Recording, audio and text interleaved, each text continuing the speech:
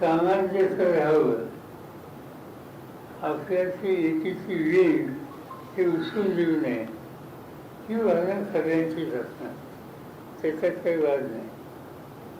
मग ते करायचं असेल तर कटुता कमी झाली पाहिजे आणि सुसंवाद साधला पाहिजे. म्हणजे उजवे असतील, मुख्यमंत्री असतील, ते कमिटी प्रमुख असतील, त्या सगळ्यांची सुसंवाद साधून एक सामंजस्य महाराष्ट्रात कसं राहील त्याची काळजी घ्यायची गरज आहे. कारण या प्रश्नावर गावागावामध्ये कटुता आणि संघर्ष हा महाराष्ट्राच्या दृष्टीने घातक आहे. आता हे करायचं असेल ते एकत्र कसं यायचं आणि त्याची जबाबदारी साहजिकच सरकारने याच्यात काही निर्णय घेतले. राज्य सरकारने निर्णय घेतल्याच्या नंतर पुढची दिशा ठरवायला त्यांनी 2 कमिट्या केल्या. एक कमिटी विशेषतः मराठा समाजाच्या प्रतिनिधी आणि दुसरी कमिटी ओबीसीचं प्रतिनिधित्व करतात ते. एकाचे अध्यक्ष विखे आणि एकाचे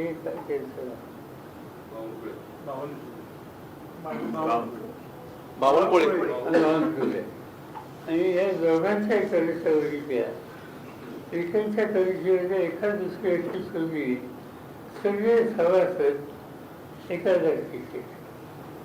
आणि बावनकुळ्यांची कविता बघितली, त्याच्यात सगळे सभासद ओबीसीचे आहेत.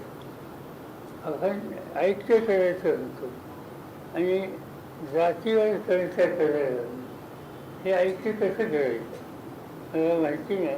मुख्यमंत्र्याचा दृष्टिकोन काय, कधी व्यक्तीच्या आम्ही चर्चा करू, पण ज्यांनी सामाजिक ऐक्य प्रस्थापित करता येईल तोच रस्ता आपल्याला घ्या.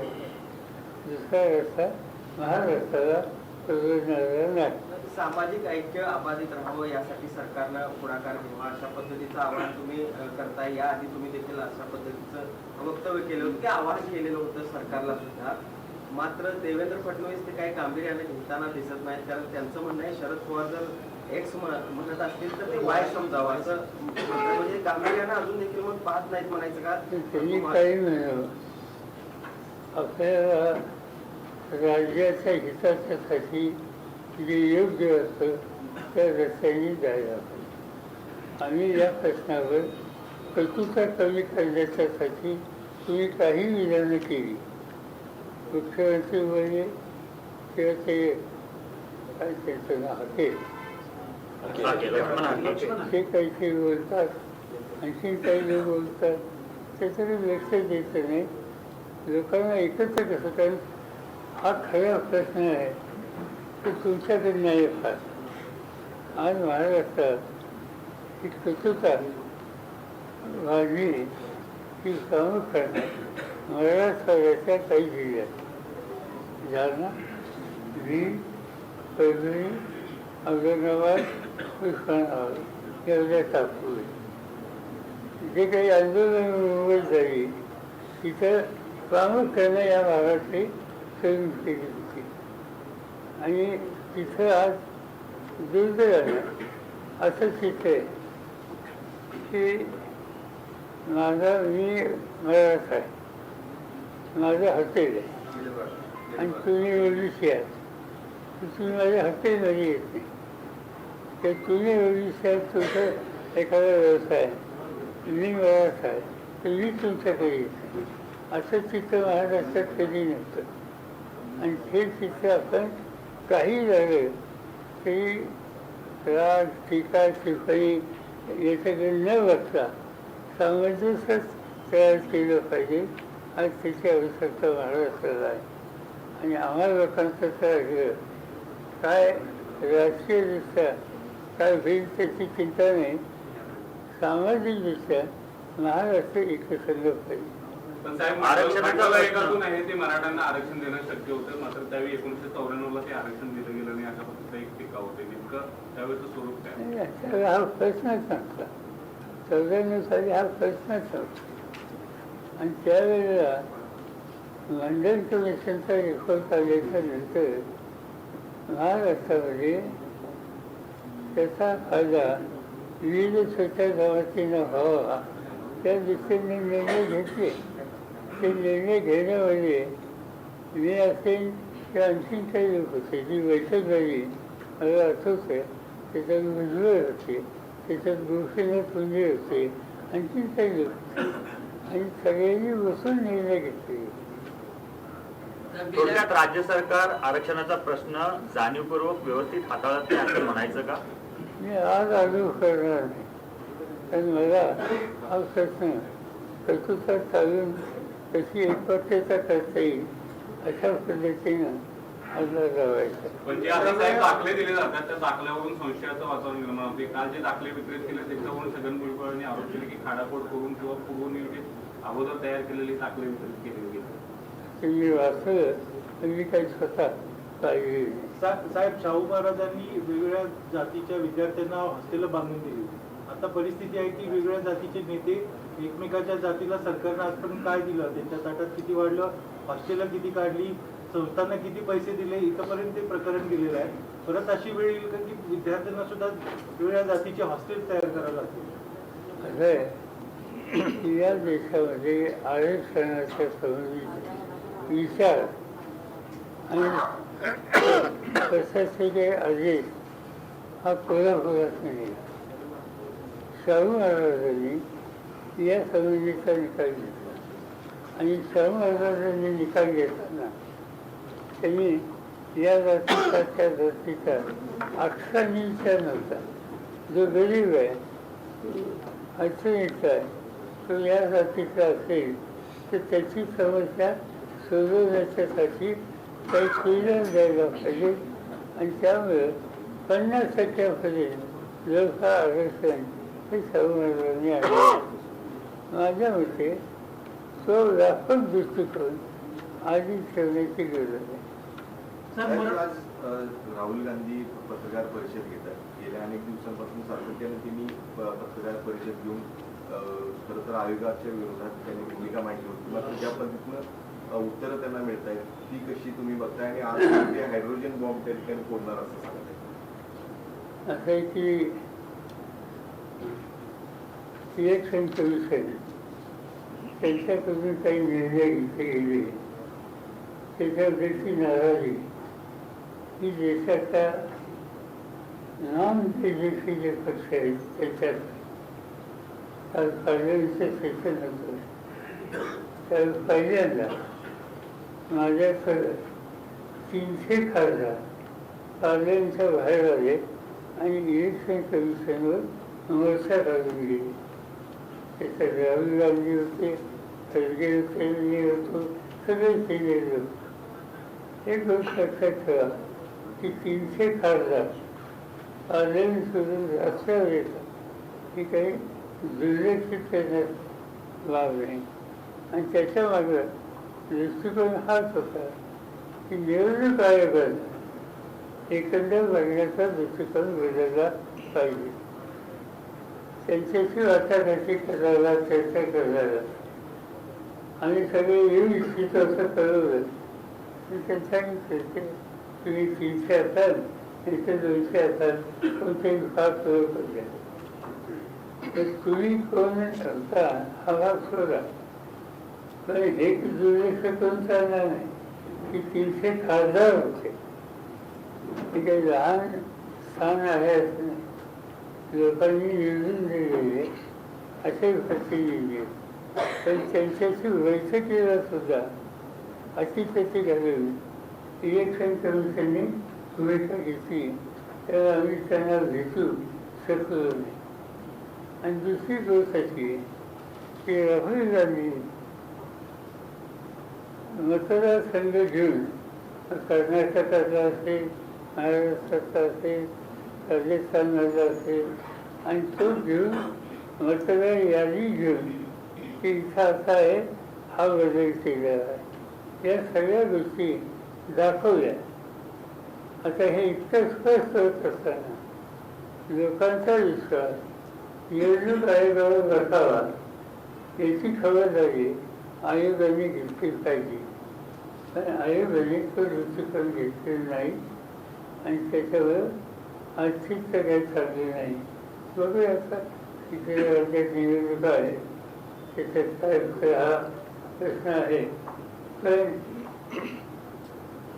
या निवडणुकीच्या प्रक्रियेवर लोकांचा विश्वास होईल अशी भूमिका आयोगाने जर घेतली तर मला माहिती नाही की देश किती वर्ष हे सरते.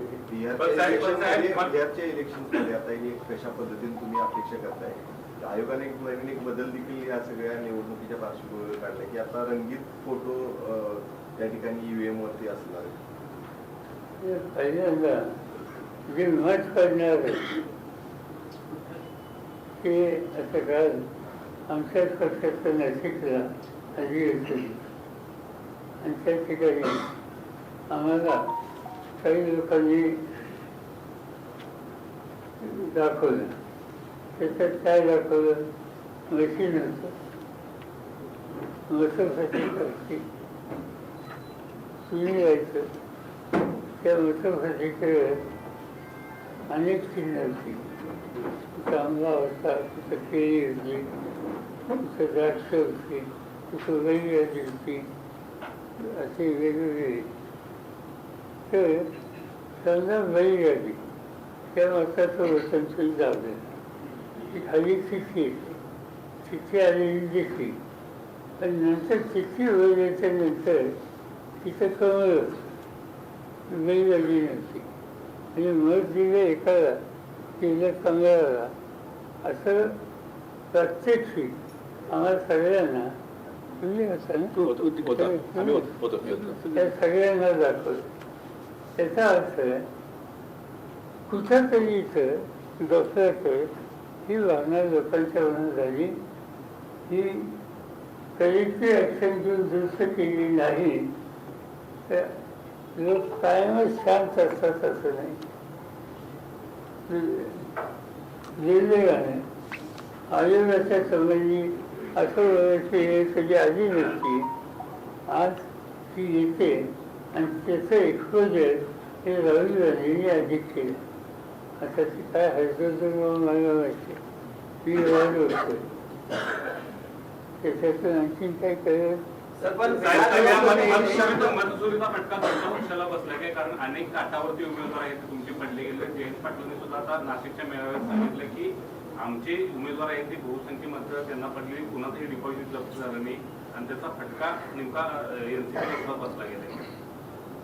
आम्हाला असं एक माझं सुधारण होतं.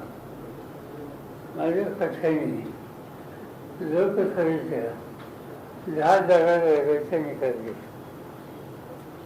तुम्ही लोकांनी 10 पैकी आमच्या न मिळवली. त्याच्यानंतर विधानसभेची निवडणूक झाली. त्या विधानसभेच्या निवडणुकीमध्ये आम्हाला 10 जागा मिळाल्या. लोकसभेला 48 पैकी 10, लोकसभेला 10 मिळाले 9 आणि 288 विधानसभेच्या त्याच्यात मला आठवत नाही पण आम्ही 110 वगैरे काहीतरी लढवले असतील. मिळाले 10. तिथे खाली त्याच्या आधीच्या लोकसभेच्या निवडणुकीत तिथं आमच्या जागा आल्या. पण 6 महिन्यांनी 8 महिन्यांनी तिथं सगळीकडे पराभव झाला. हा होऊ शकतो, सरसकट नाही तर कुठं होऊ शकतो. तर काही गोष्टी अशा दिसल्या की आता एक उमेदवार आमचा गेले 25 वर्ष निवडून येतो तो पडला. त्याचा पराभव म्हणजे त्याला एकंदर पडलेली होतं 1,09,06. त्याच्या शेजारच्या वर्गात आमचा दुसरा उमेदवार की जो 5 वेळी निवडून आलेला होता तसा पराभव झाला आणि त्याचा पराभव सुद्धा 1906 म्हणजे 2 मतदारसंघात शेजारी एक फरंगाचं अंतर आणि दोघांच्या पराभवाच्या आखरी समान. त्याच्यामध्ये शंका निर्माण, माझ्याकडे काही पुरावा नाही, पण शंका नक्की निर्माण होतं. आणि ही शंका इलेक्शन कमिशन होतं ही होती. कॉन्स्टिट्युशन बॉडी आहे, कॉन्स्टिट्युशन संविधानात या संस्थांनी आपल्याला विश्वासाचा हा ठरला पाहिजे, तो ठरला नाही हा विचार देशामध्ये लोकांच्या उत्तम जानकरांनी जो आरोप केला होता त्यांना त्यांच्याच गावातनं मतदान कमी पडलं, मतदान घेण्याचा सुद्धा त्यांनी खूप प्रयत्न केला होता गावात, तो संशय खरा वाटतो. मी गेलोच होतो त्या गावात. त्या गावाची जी बैठक झाली मतदानाची ती मागणी जी केली ती मागणी मी स्वतः तिथे गेली. पण सरकारने यंत्रणा वापरून त्या सगळ्या गोष्टी तिथं होऊन दिल्या नाही. प्रश्न निवडणूक होऊन गेली होती. शरद पवार यांनी पत्रकार परिषद घेत या सगळ्या मुद्द्यावर, आरक्षणाच्या मुद्द्यावर काही सवाल उपस्थित केलेले आहेत. जातीवर जर कमिट्या झाल्या तर ऐक्य कसं टिकेल हा सवाल पवार उपस्थित करतायत. लोकशाही मराठी ऐका, पहा, जागरूक रहा.